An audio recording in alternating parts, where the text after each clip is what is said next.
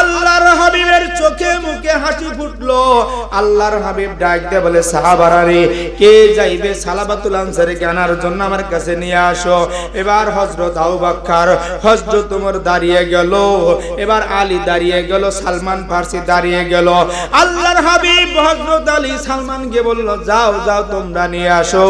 এবার तमाम জায়গায় মদিনার গলিতে খোঁজে, কোথাও সালাবাতুল আনসারীকে পাওয়া যায় না।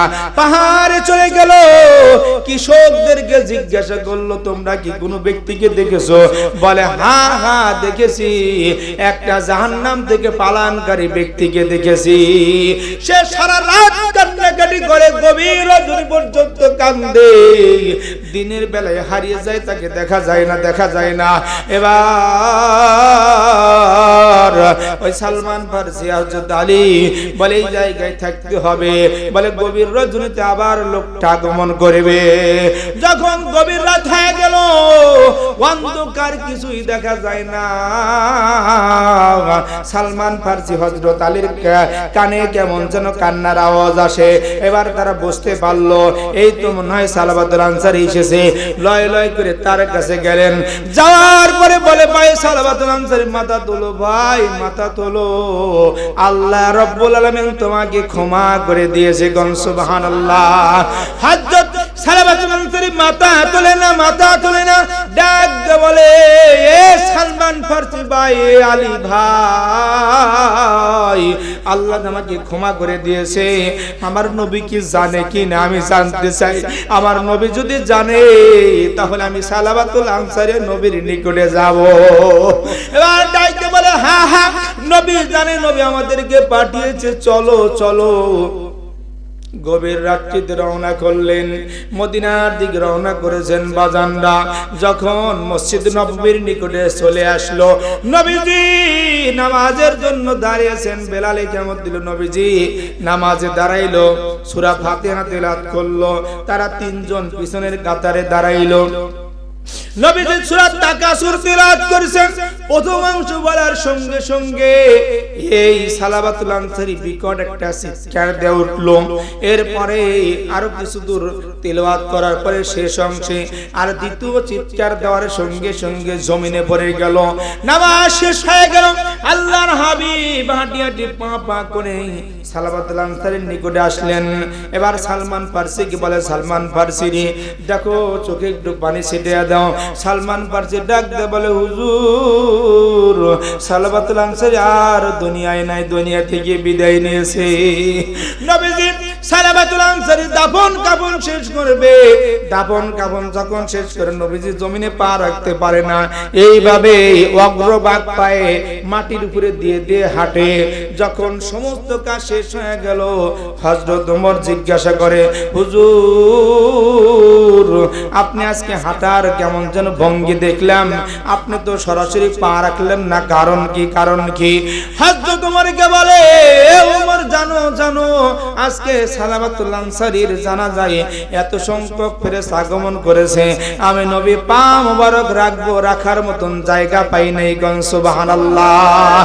ফামান তাবা মিন বাদি যুলমিহি ওয়া আসলাহা ফাইন্নাল্লাহা ইয়াতুবু আলাইহি ইন্নাল্লাহা গফুরুর রহিম। আমার আল্লাহ তাআলা বলতেছেন, ফামান তাবা মিন বাদি যুলমিহি, যে জুলুম করেছে নফসের উপরে, জুলুম করার পর ইসলাহ হওয়ার জন্য আল্লাহর কাছে তওবা করে, আমার মালিক ডাক দে বলে, বান্দারে তুই আমার কাছে তওবা করেছিস, আমি তোর তওবা আজকে কবুল করে নিলাম। নিশ্চয় আল্লাহ তাআলা ক্ষমাশীল, পরম দয়ালু। গণ সুবহানাল্লাহ। আজকে আমরা খালেস দিয়ে তওবা করব, জীবনে আর কোনোদিন অন্যায় করব না, জীবনে গুনাহ করব না, কবিরা গুনাহ করব না, ফাহিশা কথা বলবো না, পরে অপরকে ক্ষমা করে দেব, কাউকে আঘাত করব না, আজকে তওবা করব। যারা তওবা করবে আল্লাহ তাআলা তাদের তওবা কবুল করবেন। আমার আল্লাহ তাআলার গুণ হলো বান্দাকে ক্ষমা করে দেওয়া, আমার নবীর গুণ হলো বান্দাকে ক্ষমা করে দেওয়া।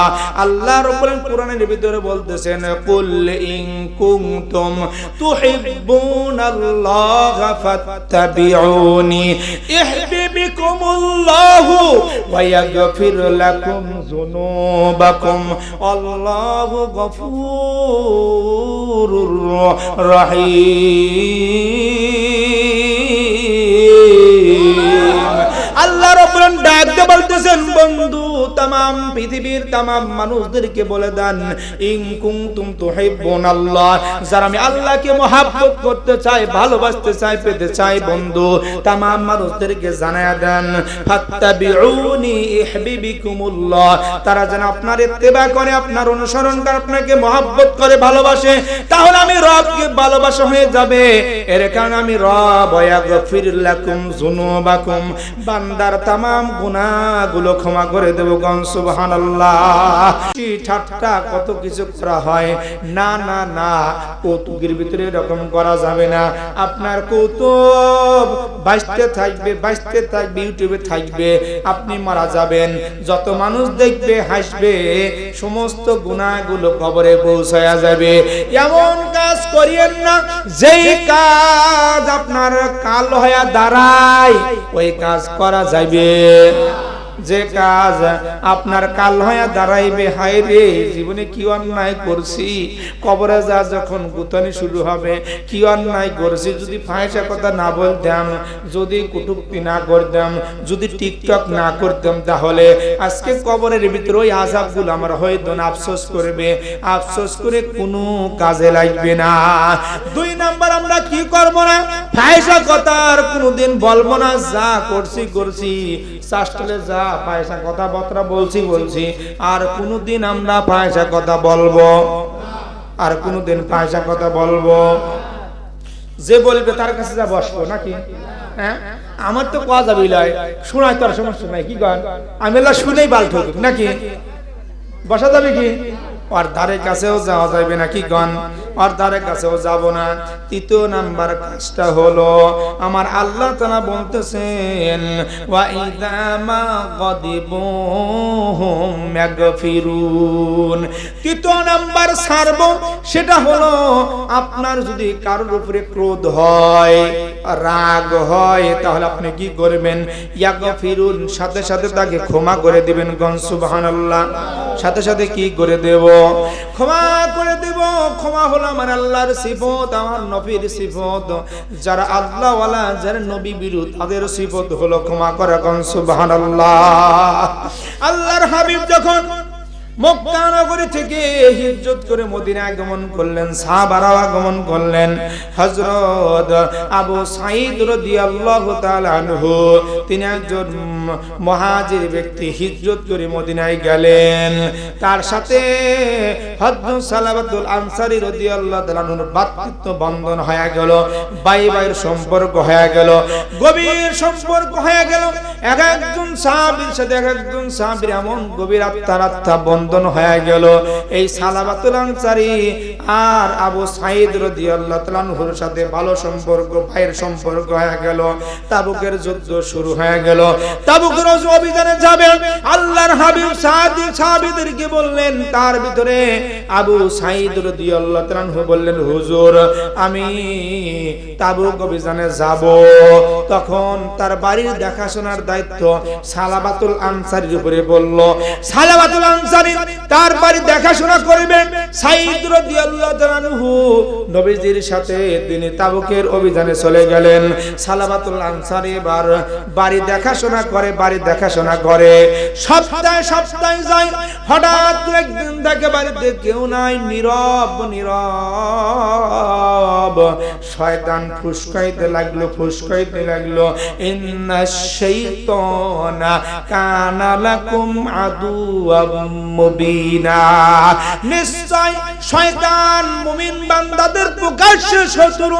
এই শয়তান সালাবাতুল আনসারীকে বারবার পুরস্কার, সালাবাতুল আনসারী রে আজকে বাড়িতে কেউ নাই, আজকে বাড়িতে কেউ নাই, আবু সাঈদের রমণী সুন্দরী ছাড়া কেউ নাই, তুই বাড়ির ভিতরে ঢোক, পর্দা ভেদ করে ঢোক, তুই ভিতরে ঢোক বারবার বলে। সালাবাতুল আনসারী একবার পা ফেলে আবার পিছনের দিকে আসে। এইভাবে যাইতে যাইতে যখন শয়তানের কুমন্ত্রণায় পড়ে গেল, অমনি করে সালাবাতুল আনসারী ভিতরে প্রবেশ করলো। ভিতরে প্রবেশ করার পরে আবু সাঈদ রাদিয়াল্লাহু তাআলার স্ত্রীর হাত ধরলেন। আবু সাঈদ রাদিয়াল্লাহু তাআলার স্ত্রী অমনি করে কেঁদে দিল, থর থর করে কাঁপে কম্পন সৃষ্টি হয়ে গেল, চেহারা মলিন হয়ে গেল। এবার ডাক দিয়ে বলে, এ আল্লাহর বান্দা সালাবাতুল আনসারী, তোমার ভিতরে কি মালিকের কোনো ভয় নাই? তোমার ভিতরে কি মালিকের কোনো ভয় নাই? তোমার ভাই আবু সাঈদ আল্লাহর রাহে জিহাদের ময়দানে আছে, তুমি কি তার সম্পদের আমানতের খেয়ানত করবে? যখন এইভাবে বলেছে, অমনি করে সালাবাতুল আনসারী হাত ছেড়ে দিয়ে হৃদয় কম্পন সৃষ্টি হয়ে গেছে। ঘর থেকে বের হয়ে তওবা তওবা বলে দৌড় দিয়েছে। এই সালাবাতুল আনসারী এবার বের হলো আল্লাহর দরবারে কান্নাকাটি করার জন্য। যখন তাবুক অভিযান থেকে সাহাবায়ে কিরামগণ নবী সকলেই চলে আসলেন মদিনাতে, সবাই রিসিভ করার জন্য যায়, কিন্তু যায় না কে? সালাবাতুল আনসারী যায় না। সবাইকে দেখা যায় কিন্তু সালাবাতুল আনসারী আর দেখা যায় না। যখন সকলেই যার যার বাড়িতে চলে গেল, আবু সাঈদ বাড়িতে আসলো, বিবির কাছ থেকে সমস্ত ঘটনাগুলো শুনলো। শোনার পরে রাগান্বিত হয়ে গেল। এরপরে যখন শুনলো সালাবা ভুল বুঝতে পেরেছে, মালিকের দরবারে হাত তুলে কেঁদেছে, তওবা করেছে, তখন আবু সাঈদ তার ভাই সালাবাতুল আনসারীকে খোঁজার জন্য বের হলেন। খুঁজতে খুঁজতে যখন পাইলেন, অমনি করে যা বলে, ভাই সালাবাতুল আনসারী চলো বাড়িতে চলো, চলো বাড়িতে চলো, আমি তোমাকে ক্ষমা করে দিয়েছি, ভাই চলো চলো। সালাবাতুল আনসারী ডাক দে বলে, ভাই আমি এমনি এমনি যাব না, আমি এমনি এমনি যাব না, আমার হাতটা আমার ঘাড়ের সাথে দড়ি দিয়ে বেঁধে আমাকে এমন ভাবে নিয়ে যাবেন যেরকম অন্যায়কারী কৃতদাসকে টেনে হেসড়ে নিয়ে যায়। সালাবাতুল আনসারী বারবার বলেন, আবু সাঈদ বলে, না ভাই এটা করতে পারবো না, করতে পারবো না।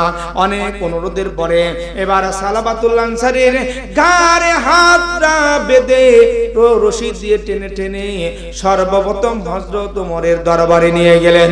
হযরত ওমরের নিকটে যাওয়ার পরে ওমরকে খুলে বলল, ওমরকে বলল, ভাই ওমর, সালাবাতুল আনসারীর কি মাপের কোনো ব্যবস্থা আছে? হযরত ওমর শোনার সঙ্গে সঙ্গে চোখ দিয়ে রক্ত বের হবে, একরকম রাগ ভাব হয়ে গেল। হযরত ওমর ডাক দিয়ে বলে, এখান থেকে বের হও। তাতে দাস পিছিয়ে বলে, বের হও, খবরদার তোমার কোনো তওবার ব্যবস্থা নাই, বের হও এখান থেকে, বের হও। সালাবাতুল আনসারী সেখান থেকে হযরত আবু বকর রাদিয়াল্লাহু তাআলা আনহুর দরবারে চলে গেলেন। আবু বকর সমস্ত ঘটনা শোনার পরে বলল, আমার কাছে ব্যবস্থা নাই, আমার কাছে তওবার কোনো পথ নাই, তুমি এখান থেকে বের হও। সালাবাতুল আনসারী এবার আলী রাদিয়াল্লাহু তাআলার নিকটে চলে গেলেন। আলী কি কথা বলল সর্বশেষ? সালাবাতুল আনসারী মনে বড় আশা নিয়া আমার আপনার নবী, দয়ার নবী, মায়ের নবীর নিকটে গেলেন। যাওয়ার পরে নবীকে সমস্ত ঘটনাগুলো খুলে বললেন। নবীজি শোনার সঙ্গে সঙ্গে রাগান্বিত হয়ে গেলেন, বলে, এ সালাবাতুল আনসারী এখান থেকে বের হও, বের হও, এখান থেকে বেরিয়ে যাও। সালাবাতুল আনসারী কি করবে, কোন দিকে যাবে, দিশে হারা হয়ে গেল। সালাবাতুল আনসারী এবার সেখান থেকে বের হয়ে এমন একটা দৌড় দিলেন পাহাড়ের দিকে, দৌড় দিয়ে সে হারিয়ে গেলেন। আর সালাবাতুল আনসারীকে খুঁজে পাওয়া যায় না। সালাবাতুল আনসারী মালিকের দরবারে ডাক দিয়ে বলে, ও মালিক, তুমি আমার রব, তুমি রহমান, তুমি রহিম, লা তাকনাতু মির রাহমাতিল্লাহ, তুমি তো বলেছো আমার রহমত থেকে বান্দা দূরে সরে যাও না। ও মালিক, তোমার রহমত থেকে দূরে সরে যায়নি মালিক,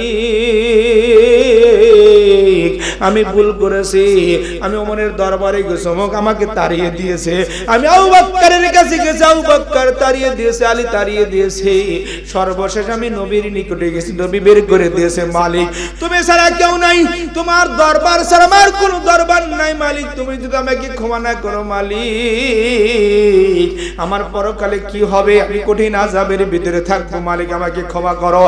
এইভাবে সালাবাতুল আনসারী বারবার দোয়া করে গভীর রাতে সিজদায় পড়ে কান্দে কান্দে আল্লাহ রাব্বুল আলামিন দরবারে রহমতের ঢেউ উঠে গেল, আল্লাহ তাআলা সালাবাতুল আনসারীকে ক্ষমা করে দিল, গণ সুবহানাল্লাহ।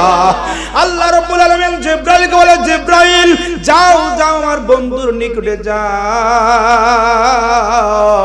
আমার বন্ধুকে যা বলো এই পৃথিবী সৃষ্টি করছে কে, এই तमाम মানুষদেরকে সৃষ্টি করছে কে। যখন জিবরাইল নবীজির দরবার আসলেন, ডাক দিয়ে বলে, হুজুর আল্লাহ তাআলা আপনার কাছ থেকে জানতে চেয়েছে এই পৃথিবী तमाम মানুষগুলো আপনি সৃষ্টি করছেন না আল্লাহ সৃষ্টি করেছে। এবার নবীজি ডাক দিয়ে বলে, এ ভাই জিবরাইল সমস্ত পৃথিবী तमाम মানুষ আমি নবীকে সবাইকে আমার আল্লাহ তাআলাই সৃষ্টি করেছে, কল সুবহানাল্লাহ। এবার জিবরাইল বলতেছে, হুজুর তাহলে শুনুন শুনুন, আল্লাহ যদি तमाम মানুষকে সৃষ্টি করে থাকে, আমার আল্লাহ রব্বুল আলামিন ওই সালাবাতুল আনসারীকে এই মুহূর্তে ক্ষমা করে দিয়েছে, গণ সুবহানাল্লাহ।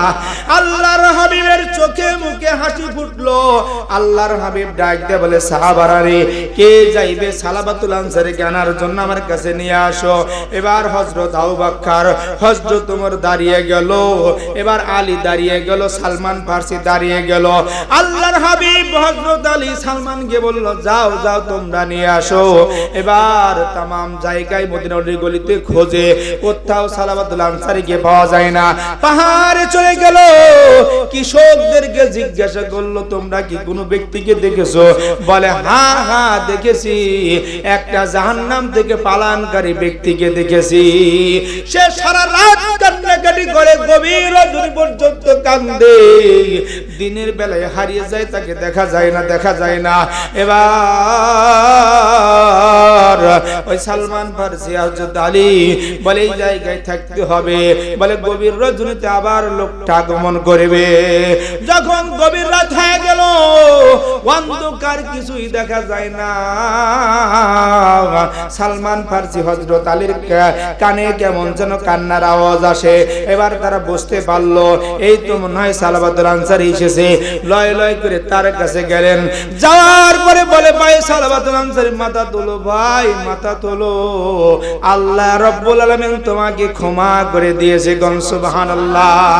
হযরত সালাবাতুল আনসারী মাথা তোলে না, মাথা তোলে না, ডাক দিয়ে বলে, এ সালমান ফারসি ভাই, এ আলী ভাই, আল্লাহ আমাকে ক্ষমা করে দিয়েছে, আমার নবী কি জানে কি না আমি জানতে চাই। আমার নবী যদি জানে তাহলে আমি সালাবাতুল আনসারী নবীর নিকটে যাব। এবার ডাকতে বলে, হ্যাঁ হ্যাঁ নবী জানে, নবী আমাদেরকে পাঠিয়েছে, চলো চলো। গভীর রাত্রিতে রওনা করলেন, মদিনার দিকে রওনা করেছেন বাজানরা। যখন মসজিদ নববীর নিকটে চলে আসলো, নবীজি নামাজের জন্য দাঁড়িয়েছেন। বেলাল ইকামত দিল, নবীজি নামাজে দাঁড়াইলো, সূরা ফাতিহা তেলাওয়াত করলো। তারা তিনজন পিছনের কাতারে দাঁড়াইলো। নবীজি সূরা তাকাসুর তেলাওয়াত করেছেন। প্রথম অংশ বলার সঙ্গে সঙ্গে এই সালাবাতুল আনসারী বিকট একটা চিৎকার দিয়ে উঠলো। এরপরে আরো কিছু দূর তেলাওয়াত করার পরে শেষ অংশে আর দ্বিতীয় চিৎকার দেওয়ার সঙ্গে সঙ্গে জমিনে পড়ে গেল। নামাজ শেষ হয়ে গেল। আল্লাহর হাবিব হাঁটি হাঁটি পা পা করে সালাবাতুল আনসারীর নিকটে আসলেন। এবার সালমান ফারসিকে বলে, সালমান ফারসি দেখো চোখে একটু পানি ছিটিয়ে দাও। সালমান ফারসি ডাক দিয়ে বলে, হুজুর সালাবাতুল আনসারী আর দুনিয়ায় নাই, দুনিয়া থেকে বিদায় নিয়েছে। নবীজি সালাবাতুল আনসারী দাফন কাফন শেষ করবে। দাফন কাফন যখন শেষ করে নবীজি জমিনে পা রাখতে পারে না, এইভাবে অগ্রভাগ পায়ে মাটির উপরে দিয়ে দিয়ে হাঁটে। যখন সমস্ত কাজ শেষ হয়ে গেল, হযরত ওমর জিজ্ঞাসা করে, হুজুর আপনি আজকে হাঁটার কেমন যেন ভঙ্গি দেখলাম, আপনি তো সরাসরি পা রাখলেন না, কারণ কি? কারণ কি? হযরত ওমরকে বলে, ওমর জানো জানো আজকে সালাবাতুল আনসারীর জানাজায় এত সংখ্যক ফেরেশতা আগমন করেছে, আমি নবী পা মোবারক রাখবো, রাখার মতন জায়গা পাই নাই। গণ সুবহানাল্লাহ। ফামান তাবা মিন বাদি যুলমিহি ওয়া আসলাহা ফাইন্নাল্লাহা ইয়াতুবু আলাইহি ইন্নাল্লাহা গফুরুর রহিম।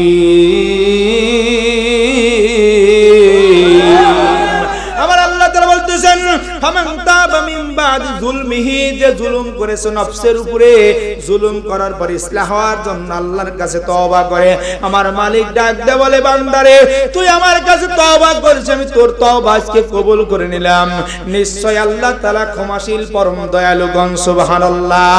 আজকে আমরা খালেদ দিয়ে তওবা করব, জীবনে আর কোনোদিন অন্যায় করব না, জীবনে গুনাহ করব না, কবিরা গুনাহ করব না, ফাহিশা কথা বলবো না, পরে অপরকে ক্ষমা করে দেব, কাউকে আঘাত করব না। আজকে তওবা করব, তওবা করব। যারা তওবা করবে আল্লাহ তাআলা তাদের তওবা কবুল করবেন। আমার আল্লাহ তাআলার গুণ হলো বান্দাকে ক্ষমা করে দেওয়া, আমার নবীর গুণ হলো বান্দাকে ক্ষমা করে দেওয়া। আল্লাহ রাব্বুল আলামিন কোরআনের ভিতরে বলতেছেন, কুল ইন কুনতুম তুহিব্বুনাল্লাহা ফাত্তাবিউনি ইহবিবিকুমুল্লাহু ওয়া ইয়াগফির লাকুম যুনুবাকুম আল্লাহু গফুরুর রহিম।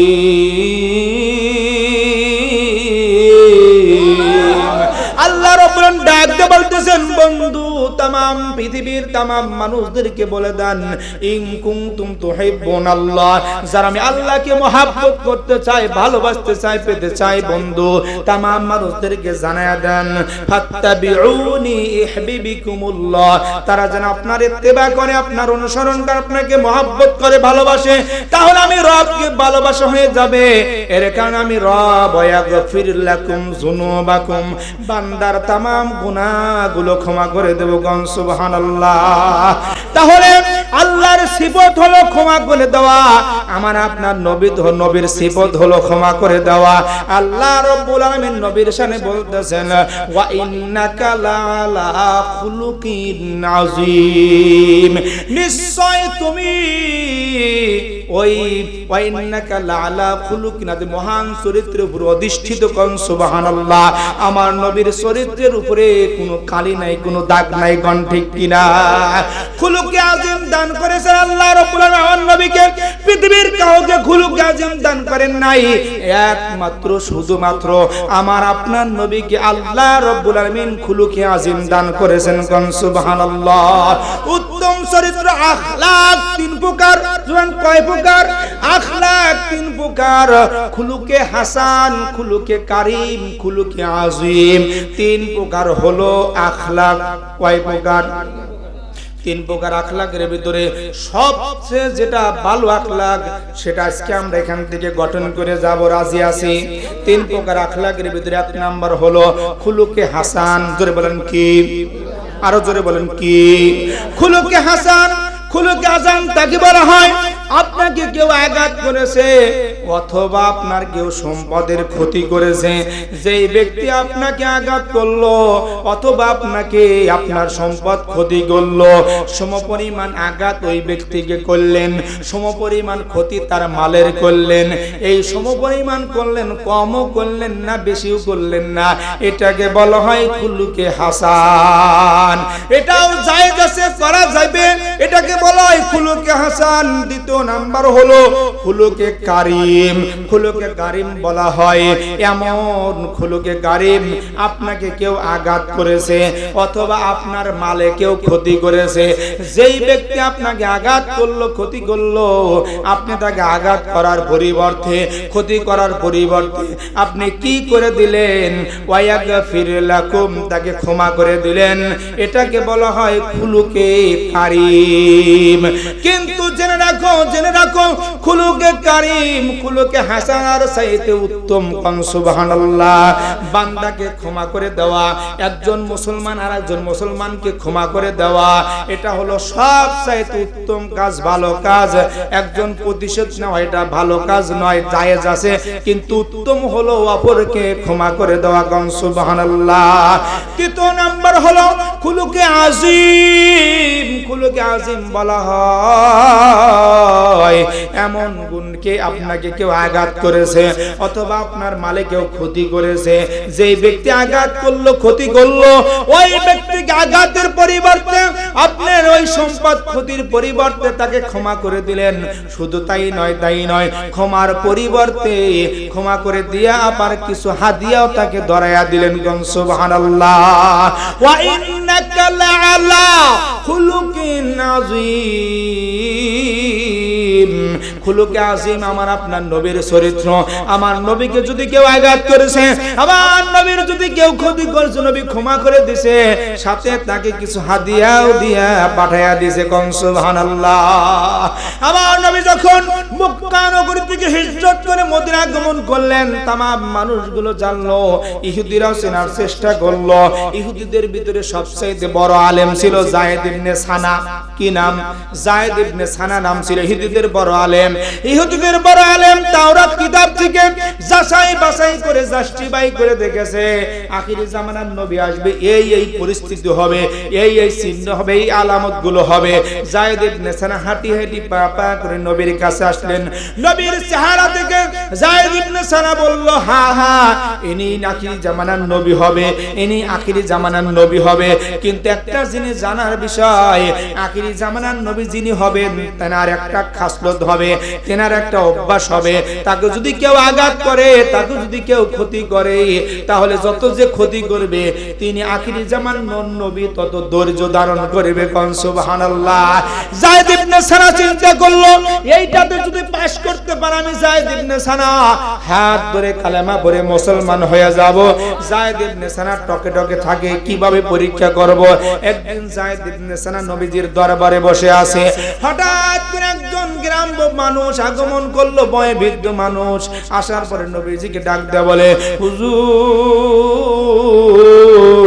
আপনি বলেছিলেন, আপনার কথা অনুযায়ী আমার গোত্রদেরকে বলেছি, যারা কালেমা পড়বে, নবীকে নবী হিসেবে মানবে, তাদের অভাব থাকবে না, তাদের বাড়িতে কোনো টেনশন থাকবে না, তারা অনাহারে থাকবে না। কিন্তু হুজুর সকলেই মুসলমান হয়েছে, এখন তো অভাব দেখা দিয়েছে। হুজুর কি করি, বড্ড টেনশনের ভিতরে আছে, তারা তো এখন ভুল বোঝা শুরু করেছে। নবীজিকে যখন বলেছে, নবীজি হযরত আলীর দিকে তাকায়। আলী ডাক দিয়ে বলে, হুজুর আমার কাছে তো কিছুই নাই, হুজুর আমার কাছে তো কিছুই নাই। নবীজি যখন এই কথা শুনলেন, ওই যায়েদ ইবনে সানার মাথার ভিতরে আসলো, এটাই সুযোগ, পরীক্ষা করার এটাই সুযোগ। কেমনে করে পরীক্ষা করা যায়? যায়েদ ইবনে সানা ডাক দিয়ে বলে, হুজুর আমি একজন ইহুদিদের বড় ধনী, আপনি যদি আমার কাছে চান আমি দেব, তবে শর্ত হলো ওই যে খেজুর বাগান দেখা যায়, ওই খেজুর বাগানে এই বছর যত খেজুর আসবে, ওই বাগান থেকে আমাকে এই পরিমাণ সম্পদের খেজুর দিতে হবে। নবীজি ডাক দিয়ে বলে, যায়েদ ইবনে সানা রে, ওই বাগান নির্দিষ্ট যদি করি, যদি বাগানে খেজুর না ধরে, আমি কোথা থেকে দেব?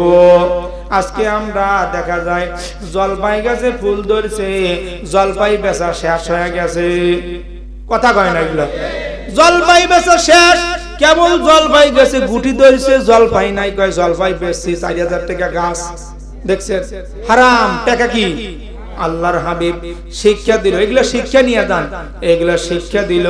এ যায়েদ ইবনে সানা, যদি ওই গাছে খেজুর না আসে, আমি কেমনে করে তোমাকে খেজুর দেব? বরং এই শর্তের পর তুমি দাও, আমি যে কোনো বাগান থেকে তোমাকে এত মন খেজুর দেব এই সম্পদের বিনিময়ে। লিখিত হয়ে গেল। যায়েদ ইবনে সানা 80 মিসকাল স্বর্ণ মুদ্রা দিয়ে দিল হুজুরকে। লিপিবদ্ধ হয়ে গেল এত তারিখে আমাকে খেজুর দিতে হবে। তখন ওই 80 মিসকাল স্বর্ণ ওই বয়োবৃদ্ধ লোকটাকে দিয়ে হুজুর বলে, যাও যাও তোমার গোত্রের ভিতরে সুন্দর করে বন্টন করে দাও, ইনসাফের সাথে সবাইকেই বন্টন করে দাও।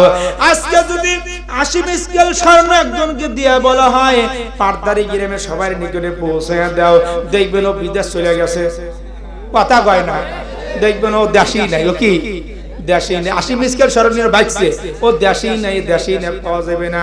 এবার সুন্দর করে বন্টন করার কথা নবীজি বললেন। এইভাবে যখন সময় পার হয়ে গেল, এখনো কিছুদিন বাকি আছে, একজন নারী মারা গেল। মুমিনা নারী মারা যাওয়ার পরে নবীজি জানাজায় গেলেন, সাহাবায়ে কেরামগণ গেলেন। জানাজা করে ফেরার পথে এবার নবীজি যখন হয়রান হয়ে গেছেন, পেরেশান হয়ে গেছেন, তখন তিনি একটা বারান্দার সাথে ওই ওয়ালের সাথে হেলান দিয়ে আসেন। এই মুহূর্তে যায়েদ ইবনে সানা আগমন করলো। আগমন করার পর নবীজির কলার ধরেছে। যায়েদ ইবনে সানা কলার ধরে বলে যে, মক্কা নগরী থেকে এসেছো, তুমি আব্দুল মুত্তালিবের খানদানের লোক, তোমরা কথা দিয়া কথা রাখো না, এখনো পর্যন্ত খেজুর দাও নাই। এইভাবে নবীজির কলার ঝাঁকায় আর বলে, কারণ কি?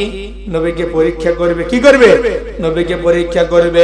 হযরত তোমার ডাক দিয়ে বলেন, এ যায়েদ ইবনে সানা, তুই কার গায়ে হাত তুলছিস? তুই কি জানিস আমি নবী যদি না থাকতো আমি ওমর তোর কল্লা দ্বিখণ্ডিত করে দিতাম।